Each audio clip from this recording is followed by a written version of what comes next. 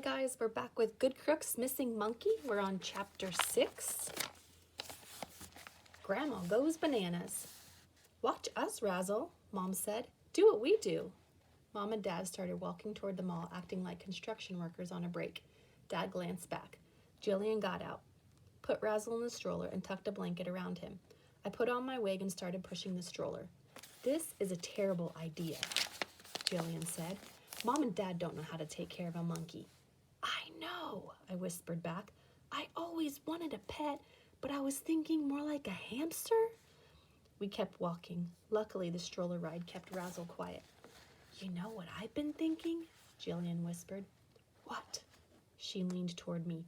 We are not a normal family. Another case of major goosebumps. I'd been thinking the same thing, she whispered. When I was younger, I didn't know any better. I thought that every family was like ours, but lately I've been thinking we're strange. I think most moms and dads want their kids to be good. I've been wondering about that too, I whispered back, but I forgot I was all alone. I figured I was all alone. Ever since we moved here, you've been going out and stealing every day. Mom and Dad have been thrilled. I haven't been stealing, Jillian said. But you come home with something every day. A toaster, a watch, a bracelet. I don't steal any of those things. I snuck them out of the stash in our basement and acted as if they were new. We have so much stolen stuff, Mom and Dad can't even keep track of it. I was shocked. So where have you been going? I've been going to the library dressed like this. I've been helping older people learn how to use the computer. I've been doing good deeds. I stopped pushing the stroller. She smiled and shrugged. It feels great, Billy. I think Mom and Dad might be wrong. I think doing good might be good after all. We're both nuts, I said. Actually, I think we're normal, and our parents are nuts, she said. But right now, we've got a monkey problem. Maybe Razzle will be a bad thief, I said. Then Mom and Dad won't want to keep him. Mom looked back at us, so we started walking again. Just inside the front entrance of the mall was a food court, and it was jammed. Mom got in line at Salads by Susie, and Dad got in line at Pizza Palace. We joined the line at Tutti Frutti Smoothies, which was in between them. Oh, no, I whispered. This is terrible. What? Jillian whispered. There's no begging for burgers in this mall. Jillian hit me with her purse. Mom caught Razzle's attention by waving at him. I knew what was coming next. She was going to pick somebody's pocket. Quickly, I crouched down by the stroller. Do this, Razzle. I stuck a finger up my nose. A woman passing by looked at me like I was nuts. Razzle kept his round eyes on Mom. She pulled a man's wallet out of his back pocket and slipped it into her own. What Razzle did next was amazing. He reached into the pocket of the man standing in front of us and pulled out his wallet without even getting out of the stroller. Monkeys have long arms. Then Razzle's hairy hand reached into the purse of the woman in front of us. He slipped the woman's wallet right out of her purse without the woman even feeling it. Just our luck. We got ourselves a pocket-picking genius. Dad grinned. Mom motioned for us to take Razzle back to the car. Just then, Razzle noticed all the fruit on the counter of the Tutti Frutti Smoothies booth. I always thought cheetahs were the fastest animals in the world, but this crazy little dude was faster. Before Jillian and I could blink, he ran to the booth, hopped up on the counter, grabbed a bunch of bananas, ran back, and jumped right into my arms. Hey, the Tutti Frutti Smoothies guy yelled. That baby stole my bananas. Everybody turned to look at me. Razzle buried his face in my shoulder so all they could see was his bonnet and his pink onesie. What a horrible baby, a woman near me whispered. What a horrible grandmother, her friend whispered back. I saw her trying to teach that baby how to pick her nose, too. I looked at Jillian for help. She took a step away from me and said in her Mississippi voice, I'd never let my grandchild steal fruit. Thanks a lot, Jillian. I walked over to the Tutti Frutti Smoothies guy, gave the bananas back, and headed out to the parking lot. Jillian, Mom, and Dad joined me by the car a few minutes later. Mom and Dad were all smiles. Woohoo, Dad said. Razzle is a great crook. I love you, crazy monkey, Mom said, and gave the top of his baby bonnet a big kiss. I looked down at Razzle. He smiled up at me, chocolate on his teeth and a candy bar wrapper in his hand. Hey, I checked my purse. Sure enough, it was mine. Give me back my candy, I said. He stuck his finger in his mouth, wiped some chocolate off his teeth, and held it out for me to lick. Thanks, but no thanks, I said to the little monster. I like my chocolate without the added flavor of monkey spit. Chapter 7. Try our new ketchup shampoo. Dinner with a monkey. Not as fun as you'd think. Here's what a monkey will do if you invite him over for dinner. 1. Throw pickles at the wall. 2. Sit his hairy bottom on the butter. 3. Squeeze your cheeks together while you're trying to eat. 4. Stick french fries in your socks. 5. Pour coffee on your hamburger. 6. Shampoo your sister's pigtails with ketchup. There was one thing that was good about dinner. It was nice to be back in jeans and a t-shirt. No wonder old ladies are sometimes crabby. Try wearing a dress and stockings all day, dude. Do you still think keeping the monkey is a good idea? Jillian asked Mom and Dad as she wiped the ketchup off of her hair. He is a total nut cup, I chimed in. Maybe it's because he wants to be back with his family. Nonsense, Mom said. He's happy here. I have a great idea, Dad said. Let's take Curious George to the grocery store and steal some dessert. Love it, Mom said. Want to come, kids? Well, Jillian said, Billy should practice his lock picking. Hey, I said, who made you boss? Jillian kicked me under the table. I was about to say ouch when I realized that she had a plan. Yeah, I guess I do need to practice, I said. I'll stay home and make sure he does it right, Jillian said. Mom and Dad smiled at each other proudly. As soon as they were gone, Jillian started pacing. We have to get that monkey back without Mom and Dad finding out. I think they've been spying on us, so we have to be extra careful. Why would they spy on us? To make sure we're doing what they want us to do, she said. To make sure that we're being crooks. If Mom and Dad catch on that we want to do good, well, I don't think they'd like it. So what'll we do? I think I have an idea, she said, but I'm going to need your help. Jillian's pigtails looked like they'd been in a wrestling match, and she had ketchup on her forehead. I'm in, I said. I just have one question. What's that? I pointed to her forehead. Want some fries with that? Chapter 8. Got any earwax? Hello, Dad called out. We have cookies and cake. Jillian and I had planned everything. Remember, Billy, she said, we need to act like we're tired and pretend to go to bed. Once you hear Mom and Dad go into their room, get ready. As soon as we went into the kitchen, Razzle jumped off the kitchen table straight into my arms. If you think that sounds cute, that's because you've never had a stinking hairball fly at your face. It's terrifying. We hit the bakery, Mom said. She set out chocolate cookies and a white frosted cake and blue icing on the top. It said, Get well, Grandpa Nelson. Some mothers probably bake cakes for their kids. My mother steals them. I wonder if Grandpa Nelson on the cake was the Mr. Nelson who lived next door. While Mom poured soda and Dad opened the cookies, Razzle hopped onto the counter and grabbed a bunch of bananas. Then he jumped back into my arms. Eat, ooh, ooh, eat, he said, sticking the bananas in my face. Fine, I said. You can eat the whole bunch. He dangled the bananas in front of my face again. Eat, ooh, eat. He was trying to tell me something. I plugged my nose to block out his bad breath and looked into his round eyes. He looked so sad. I remembered the bananas on the platform in the monkey house. I think he was saying, I want to go home. Eat, ooh, I asked. Eat, ooh, His round eyes flashed with excitement. He really was cute. Then the cute little guy bonked me on the head with the bananas. Cake or cookies, Billy? Dad asked.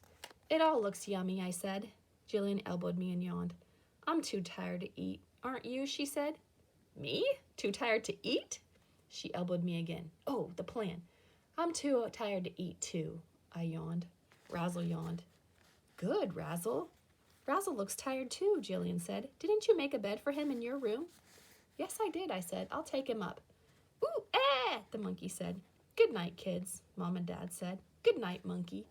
Jillian, Razzle, and I ran upstairs. I took Razzle into my room and Jillian went into hers. I sat him down in the bed I made out of a laundry basket. Don't worry, Razzle. We're going to take you back soon. Just pretend to sleep. Nighty-night, Razzle. Go to sleepy. To show him what I meant, I closed my eyes and snored. Razzle flopped down on his bed and started to snore too. I'm telling you, dude, if this monkey went to Hollywood, he'd land a starring role right away. I crawled into my bed and turned out the light. All part of the plan. I waited until I heard the door to Mom and Dad's bedroom close. Come on, Razzle, we have to make it look like we're here sleeping. I put a pile of dirty clothes under my covers to look like my body. Next, I put a wig stuffed with toilet paper roll face down on the pillow for my head. I created a fake body in Razzle's bed and put a toilet paper roll inside his baby bonnet for his head. Next, I tucked my cell phone under my pillow so if my parents were tracking my phone, they'd think I was still in bed. Brilliant idea. Not mine. Yep, you guessed it. Jillian's idea.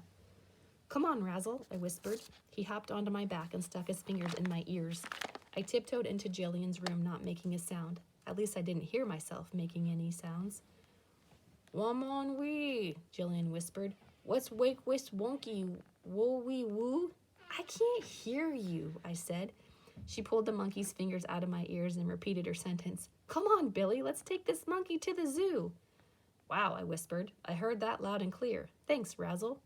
What are you thanking him for? Jillian asked. I think he got all the wax out of my ears, I said. Razzle smiled and then licked his fingers. You know what they say, one man's earwax is another man's frosting. Gross. Chapter 9. Oops, wrong way. Imagine the picture, a clear black sky lit by a bright white moon. I was following Jillian, riding my bike with Razzle on my back. The road was under my tires, the feel of the wind was in my hair, and monkey claws were digging into my shoulders. It was 11 o'clock that Saturday night. We were pedaling like crazy. Woo! Woo! Razzle kept screeching. I swear that hairy little guy knew we were headed to the zoo. We passed by a begging for burgers. The smell of bacon burgers filled the night air and went up my nostrils. Jillian, let's stop. No way, my sister kept pedaling. We don't have time. Next time you want to invent something, I called out to her, invent me a sister who likes bacon burgers as much as me. She did not reply. When we got to the zoo, Jillian used the popper to unlock the back gate.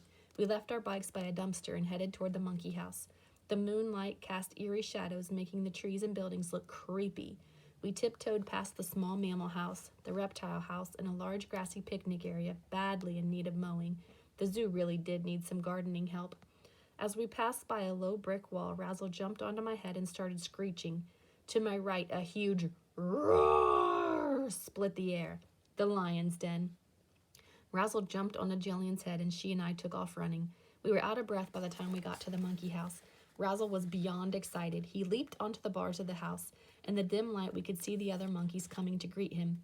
Eee! Razzle's sister Dazzle jumped up and down on the platform, waving her arms. Now that's a sister who appreciates her bro, I said. Razzle jumped onto Jillian's shoulder and grabbed the popper. Before Jillian could stop him, he pointed at the cage door. Click. No!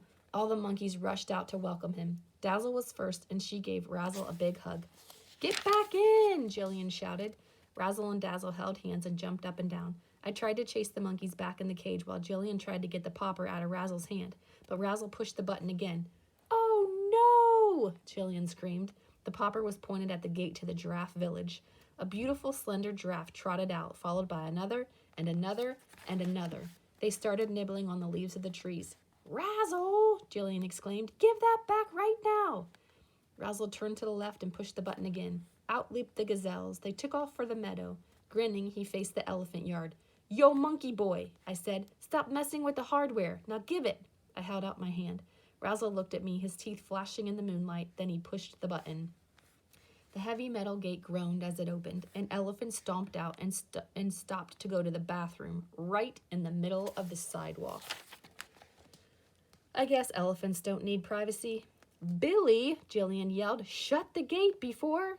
Too late, a whole crowd of elephants ran out. A stampede. The monkeys scampered up into the trees. Run! Jillian yelled. The elephants were running straight at us. What happened next felt as if it had happened in slow motion. Jillian and I ran, the pounding of huge elephant feet in our ears, the smell of elephant you-know-what in our nostrils. We ran for our lives. And when you are running for your life, you are not always thinking clearly. We ran right into the monkey's cage. You can probably guess what happened next. Yep, Razzle smiled and locked us in. Chapter 10. Would you like to swing on a tire? From inside the locked monkey house, we watched more elephants march out of the elephant yard. Several of them stopped to leave a souvenir along the way. Droppings is a polite way to describe the doo-doo that elephants will doo-doo on the sidewalk if you let them. Another word is elephant pie. But I have to tell you, when it comes to elephants, a dropping or a pie is more like a giant stink bomb. We could smell it in the monkey house even with our noses plugged. But that, of course, wasn't the real problem. The real problem was that I still had wax in my ears. Just kidding. The real problem was that the snack bar was closed. Just kidding, sort of. Actually, the real problem was that we had more than one problem. Problems. 1, we were locked in the monkey house. 2, monkeys, giraffes, gazelles, and elephants were running wild. 3, my stomach was growling. A tutti frutti smoothie would taste good right now, I said. Focus, Billy, Jillian said. Well, I said we are lucky about a few things. Like what? Like at least Razzle didn't let out the lions and tigers and bears? Not yet, she said. We have to get the popper back before he does. I climbed onto a platform. Are you climbing up to get a better view of the zoo? Jillian asked. No, I'm climbing up to play on the tire swing, I said. If you get locked in the monkey house, you might as well have a little fun, Jillian. That's how I roll. Have a little fun? My sister gave me one of her looks. Yeah, you know, have fun, get your swing on, go ape. This is serious, Jillian said. Razzle, she called out, get over here and hand me that popper. I jumped onto the tire swing and went sailing across the cage. Billy, that's not helping. Yelling at the monkeys isn't helping either, I said. Jillian plopped down on a bale of hay and stared at her feet. This is a disaster. I swung higher. Ee-ee-ah! I screeched and laughed. This isn't playtime, Jillian said. I locked my legs around the tire, let go of the rope, and hung upside down. Woo-wee! My sister's upside-down face looked as red as a burning stick of dynamite. Get down from there, Billy. The monkeys were looking in at me. Ee-ee-ee! I waved. Razzle and Dazzle waved back. Razzle climbed over to get a better look. When the tire swing reached the platform, I hopped off. I grabbed a banana. Ee-ee-ah! I get it, Jillian whispered. Monkey see, monkey do. You're making them want to come back. Actually, I was getting a banana because I was hungry, but making the monkeys want back in was a good idea, too. I stuffed the banana into my mouth and rubbed my tummy. Then I dangled another banana in front of Razzle. While Razzle reached in, I reached out, slipping my fingers between the bars. Quickly, I grabbed a hold of the popper and slipped it back through. Score! Go, Billy! Jillian clapped. I looked at the monkeys. Dudes, you have to come inside to get bananas. Pointing the popper at the door, I pushed the button and the lock popped open. Razzle and the other monkeys rushed in. Jillian and I ran out, locking the door behind us. Billy, Jillian started dancing, you're a genius. Thank you, I bowed to my imaginary audience. Then I stepped in a steaming hot jumbo elephant pie. Chapter 11. What is cute and gray and wrinkled? Me. We have to split up, Jillian said. We have to get the animals back in their pens before they figure out a way to leave the zoo. I'll do the gazelles and giraffes, you do the elephants. Thanks a lot. I'm doing 2, she argued. I plugged my nose. But the one I'm doing makes doo-doo pies the size of Montana. That gives me a great idea, she exclaimed. I'm going to use a smell to herd the animals back in. A good smell, I asked. Like bacon? No, she rolled her eyes. I'll get something that smells like a lion and use it to chase the gazelles and giraffes into their pens. What should I do? She shrugged. Figure something out, Billy. Off she ran. How would you get 12 elephants back into the elephant yard? I took off in the direction the elephants had gone. The zoo is a big place, I thought. How am I going to be able to find them? And then I went, squish! An elephant pie, fresh out of the oven, if you know what I mean. Well, I was on the right track. I followed the stinky pies past Great Meadow Trail and down Sea Lion Lane to Birdhouse Walk. 12 dark, hunky shapes were standing near the fountain in front of the birdhouse. A couple of them were drinking out of the fountain. Hey, I said, any chance you'd all like to go back home now? A couple of birds tweeted, nothing from the elephants. I tried plan B. Ladies and gentlemen, free popcorn in the elephant yard. Not a word. Gosh, dudes, you could at least answer, I said. An elephant at the fountain lifted her trunk and sprayed me. Thanks, I said. I needed a shower. It was better than ketchup. Moving on to plan C. Since monkey see, monkey do had worked, then maybe elephant see, elephant do would work. I found 2 big paper bags and a trash can. I tore elephant ear shapes out of one and twisted strips of the other to form a trunk and a tail. I tore slits in the ears and stuck them into my own ears. Then I tucked the tail into the back of my pants and held the trunk on my nose. Slowly, I walked to the front, swaying my trunk. The elephants checked me out. I began to sing a little song. I'm a darling, I'm a darling, I'm a darling elephant. I'm so charming, gray and wrinkled, I just tinkled in my pants. I looked back. The elephants were staring at me. Follow me, oh, mamma mia, back to our big stinky yard. We will dance the Queen of France, and then we'll play a game of cards. I felt a tug. An elephant had grabbed my tail. She wanted to follow me. I kept singing and walking. Another elephant grabbed her tail, and another and another. It was working. To the right, oh, to the left, oh, let us swing our trunks so high. Shake our booties, 'cause we're cuties, and we'll sing our lullaby. I led the parade into the elephant yard.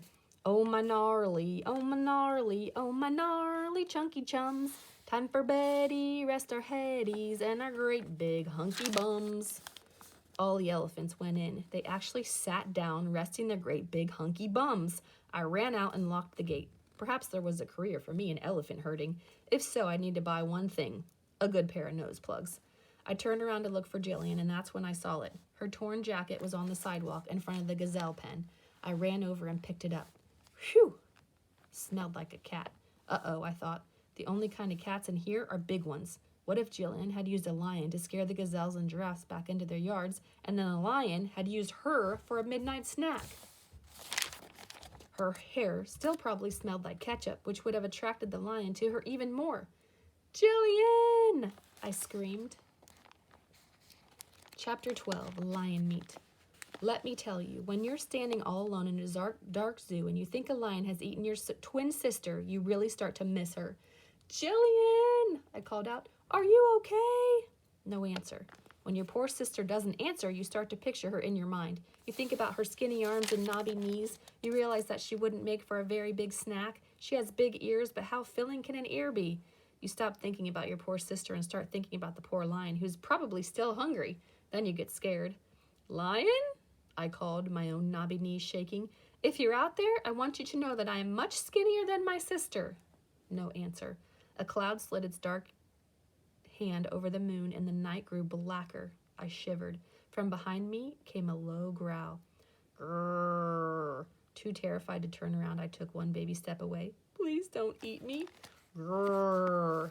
My arms taste like stale cheese doodles, I added, taking one more step, and my legs taste like old celery. Grrr. Just as I was about to take off running, claws dug into my shoulders. I screamed. The claws spun me around, and I came face to face with Jillian. She laughed. I really got you, Billy. I almost wet my pants. Very funny, I said, and to think I was sad that you might have been lion meat. Aw, my bro loves me. She punched me on the arm. I'm going to get you back when you least expect it, sis. Hey, by the way, what happened to this? I held out her jacket. She grinned. All part of my plan. I found a clump of lion's hair on the bushes by the lion's den and rubbed it all over my jacket. Then I used it to herd the gazelles and the giraffes back. Smart, huh? Yep. Here's how Jillian got her animals back. Prey, predator scent. And here's how I got my elephants back in. Leader, followers. Come on, Billy, we have to cover our tracks and scram, Jillian said.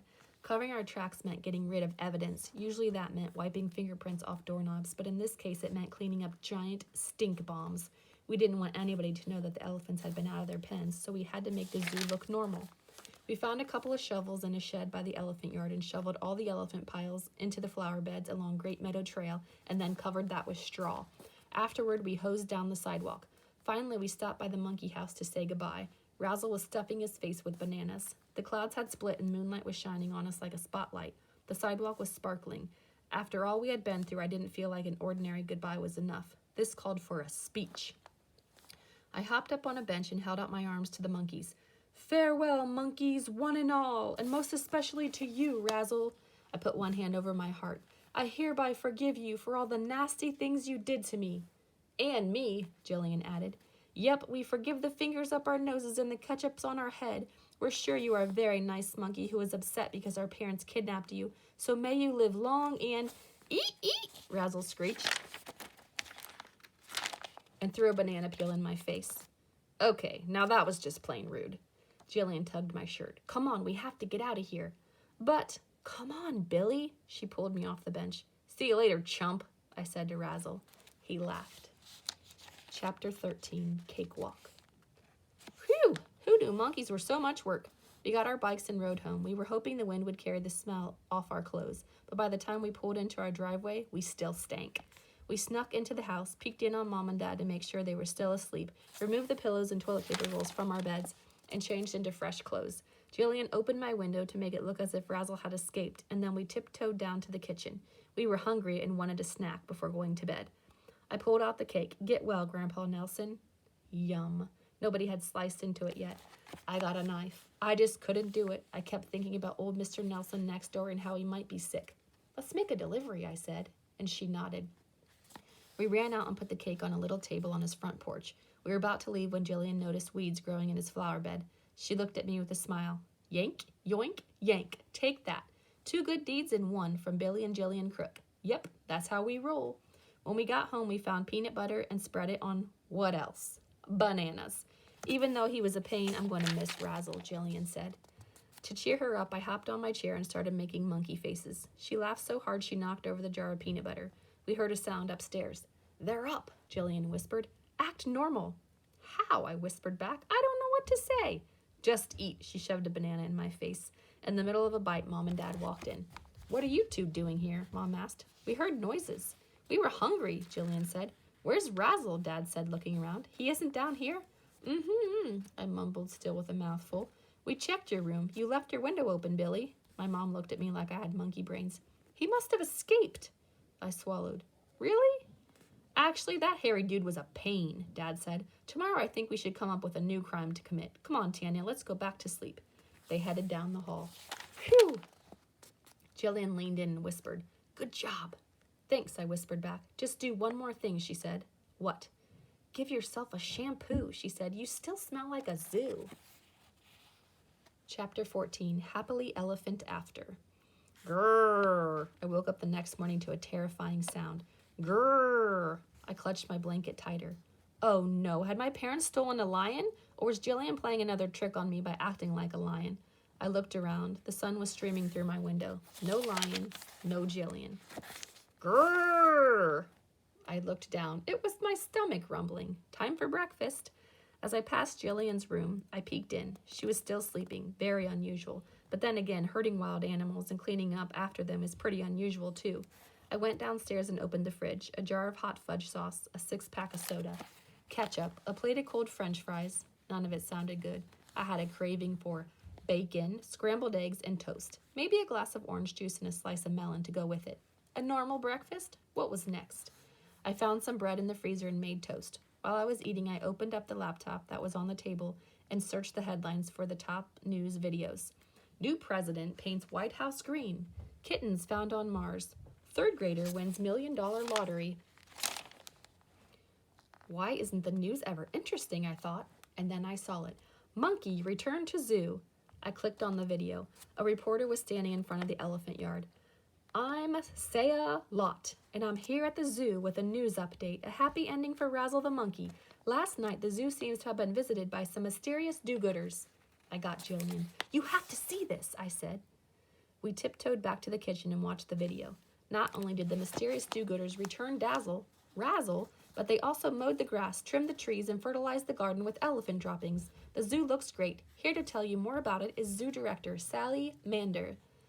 The camera focused on the director.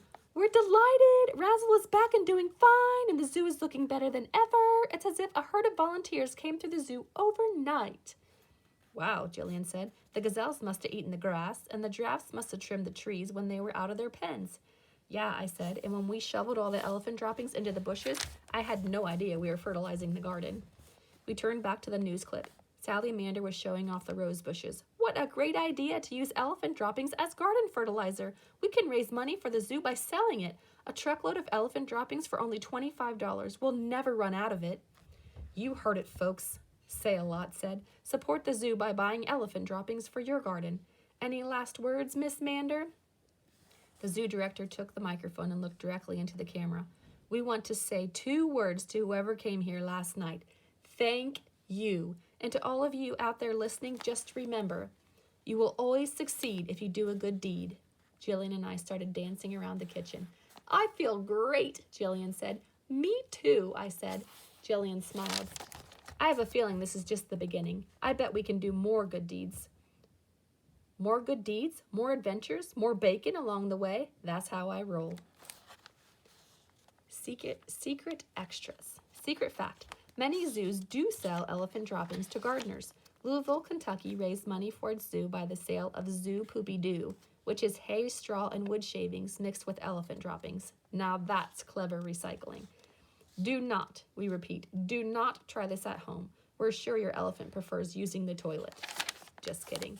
Your elephant probably never poops. Just kidding. You probably don't even have an elephant. Yet.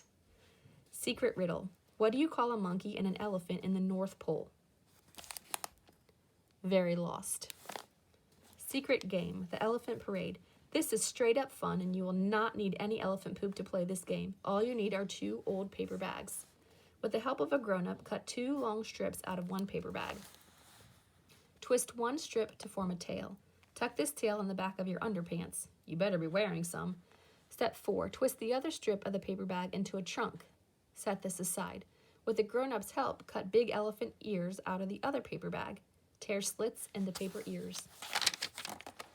Put the paper ears on your own, sticking your own ears through the slits to hold the paper ears in place.